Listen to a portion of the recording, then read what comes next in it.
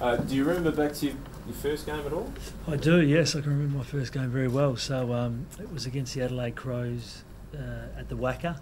So I'm showing my age there. And that was a great game. We won by 100 points. And I thought, how easy is this? You got a hell of a lot harder after that. But it was a good game, first one. Was that the game Scotty Cummings kicked? Scotty Cummings booted 14 goals. And I actually thought I was... in those days, we didn't rotate like that, so I actually come on in the second quarter about halfway through, and as I was running on, there was a big clap behind me. I thought I'd got a bit of a cult following already, and I realised after the game they were clapping Jacko coming off, not me going on, so I got a bit of confidence there, but it was good experience. Those first 2 years, obviously this club battled on the field. How much did that help you when you were leading the side during a tough period in 08, 09, 10? To be honest, didn't draw on a lot of experience in my first couple of years. When you first get to the football club as a young player, you're pretty much just worried about yourself and trying to get a game and trying to improve as much as you can. It's not until you get into the team and get more comfortable and you start to kind of broaden your view. So I didn't draw on a lot of experience from those first couple of years, no. Did you ever play as a forward in those early years back? I did, yes. Yeah, I got a quarter, I think. Missed a goal and never got another chance. So, no, I didn't play. I think I played one game or half a game as a forward, but I was drafted as a backman. I've pretty much always been a backman. I think Coxie's a big chance. Obviously, Pav. So it'll be a terrific effort if they do. I'm a possibility, but we'll wait and see. You have a theory though, Glassy, why there's never been a 300 game player from this side? I don't think we've been playing from this side as long, probably. That's one. And there's no doubt, I think eventually the travel probably does take its toll, when you're talking 13, 14 years. Yeah, it's a tough question, that one. All the big household names, Franklin, Pavlich, Barry Hall, Jonathan Brown, all the really guns are tough to play on because they can do so much. They can take a mark, they run all day, crumb a ball, kick well. So all the big names. Was there anyone in particular where you struggled in terms of the matchup? I struggled on all of them at times. Favola got me a number of times. Pav has. I've been beaten by all of them. What's been the most enjoyable matchup then? Ones that you really just enjoyed the battle? Yeah, those ones where I played on Pav as a junior and certainly playing on Barry Hall in the finals and all those sorts of things. They're the ones you enjoy and look forward to. What about the way the game's evolved over this time? That this weekend you might come across a bloke who's from Sudan, first Sudanese player. The game has changed a fair bit, hasn't it? It has, yeah. The game's changed a lot. So, I spoke about the rotations earlier, and certainly, the scope of the AFL's broadened, and it's been a terrific ride. I've enjoyed it. Have you been proud of what you've done as captain of this footy club after taking over at a really precious time, I suppose?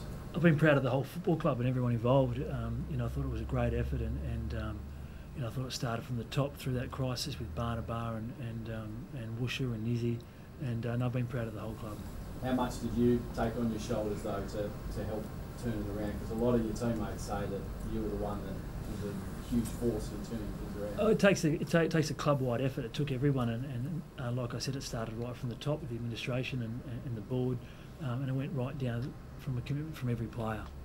Yeah, so my role has changed over the years, and certainly, I think once Eric McKenzie matured and started to take over the number one defender, my role has changed slightly, and it's been good. It's been great for me. It's not quite as physically and emotionally demanding as playing on the best player every week. So it's a tough job for Eric McKenzie now, and I think he does it really well. And that's probably happened, maybe for the last, I'm not too sure, 3 years possibly, maybe longer.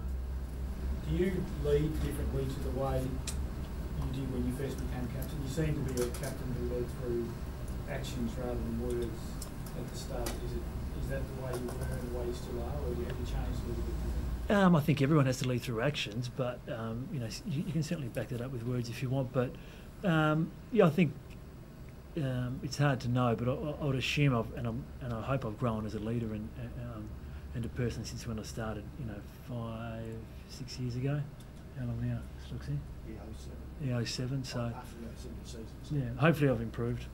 When you first became captain, did you wonder how to do it, how to lead, should you get everyone in and have a big speech, or did those things go through your mind? Yeah, I think certainly when you're first captain, you're making adjustments and you're guessing and you're doubting yourself, but then over time and with feedback and all those sorts of things, that those times become less and less. But you're still questioning and doubting and wondering if you're doing all the right things. That never stops. Influences John been on your career and your leadership? No, Woosha's been a huge influence. So the amount of respect, I've got a lot of respect for Woosha. The way he's led this club through the good times and the bad, and I've learned a lot off Woosha along the journey. You like to play down your role. Why is that? You don't seem to enjoy talking about yourself so much. Oh, I feel like I've spent the last 15 minutes talking about myself. Well, how good you are, though. You are a great player. You're All-Australian, etc. Yeah. You feel like you've had a terrific career? It's strange. The main concern for me now is playing well this weekend. It's hard to explain, but that's the urge. That's the concern for me. I'm not really interested in how I've been playing, how I have played. As an athlete, we're so focused on what's coming up next that that's the concern, and that's what my focus is. So we don't, we reflect back, quickly learn, and then move on. So, that's why, we're so future focused. We're just looking at the next game. That's where that comes from. Possibly, yeah. When I retire, I think I love football, love the game. So, I would love to stay in the industry. I think. Growing up, I idolised Peter Matera. I haven't moulded my game on his, that's for sure. But I would have loved to. But no, I loved West Coast growing up as a kid, and I loved Peter Matera. Also loved the famed half-back line of Djakovic, Worsfold, McKenna. And then I was really lucky to be part of the football club and catch the back end and still successful part of their careers. I played with Peter Matera, Guy McKenna, and it was a real thrill to do that. Yeah. And in terms of the career highlight, can you narrow it down? Yeah, it's always the team success that stands out, and certainly being part of that squad that when Woosha took over, we built up and got to the premiership success, and then to kind of restart again from the bottom after the wooden spoon, to be part of this group again and building again. Hopefully I'm part of the next flag again. Yeah. So is that the most satisfying thing, coming from the bottom and then? Yeah. The most satisfying thing is the team success. Yeah. So and outperforming expectations. Yeah. So speaking about team success, obviously the 06 Grand Final. 06 Grand Final, yeah. Was that your greatest game? Because Barry Horse spoke about it, saying he was haunted for a few years after that one. Is that your greatest? Yeah, I didn't feel like I played particularly well that game, so I thought maybe Hawley missed a couple of marks he should have taken and kicked a goal or two that he should have kicked. So missed a goal or two that he should have kicked. So I didn't feel like I played particularly well. No. Yep.